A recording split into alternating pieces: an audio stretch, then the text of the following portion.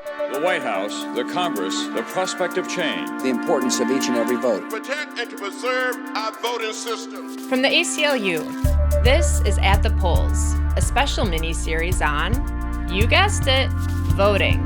I'm Molly McGrath, a voting rights lawyer and organizer, and your host for this series. The right to vote of all of our young people belongs to you. The machinery of democracy should work for everyone, everywhere. This week, we're answering the question, what will election night look like during a global pandemic?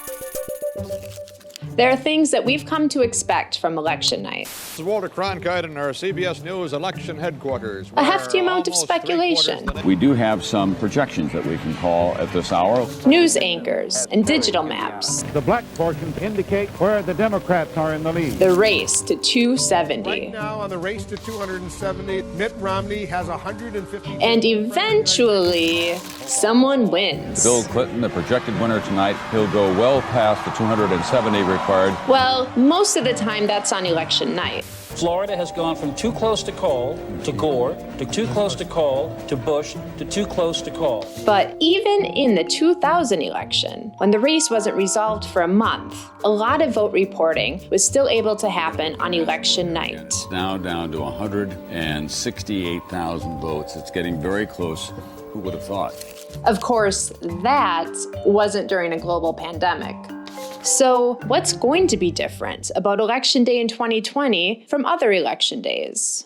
There's a safety concern about people congregating in crowds. And so early on during the pandemic, lots of people made a decision, and some states made a decision to shift to voting by mail. There are 5 states that ordinarily conduct their elections by mail. I think the latest count is that about 9 states will be doing that in 2020. In a lot of other states, people will be able to vote by mail if they choose to without an excuse. And then I think there are 6 states where you have to have an excuse, or you have to be at least over a certain age, like 60 or 65, before you can vote. And of course, when the vote counting takes longer, media organizations don't get to announce a winner. It has not been a sterling evening for vote projections. It's a big roll of the dice at this hour because absentee ballots still have to be counted. These delays in declaring the winner can lead to opportunities for either side to make claims of election rigging or fraud. And what's more, close races can mean a high likelihood for recounts in the days after the election. The most important thing is, if you want to have people believe in a fair election, is to actually hold a fair election. And so I think everything should be done right now to make sure that all eligible voters, but only eligible voters, can easily cast a vote and safely cast a vote that will be fairly and accurately counted. This is the face of a UNIVAC. A UNIVAC is a fabulous electronic machine which we have borrowed to help us predict this election from the basis of the early returns as they come in. Here's a fun fact. During the first coast-to-coast election night broadcast, CBS made a big deal about having a computer predict the next president. However, this computer was just a prop. The real computer was nearly 100 miles away in Philadelphia. A good example of election night theatrics.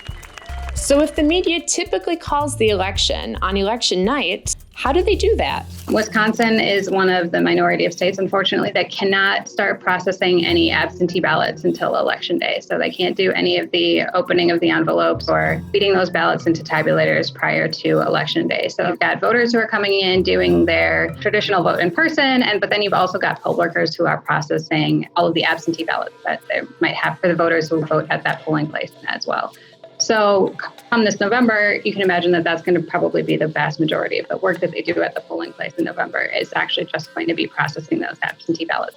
But again, much of the reporting comes from counting the in-person vote. Since this year, more people than ever will be voting by mail, we might not have data for those votes until days after the election, which all means that the media won't be able to announce a winner on election night. And the new president of the United States is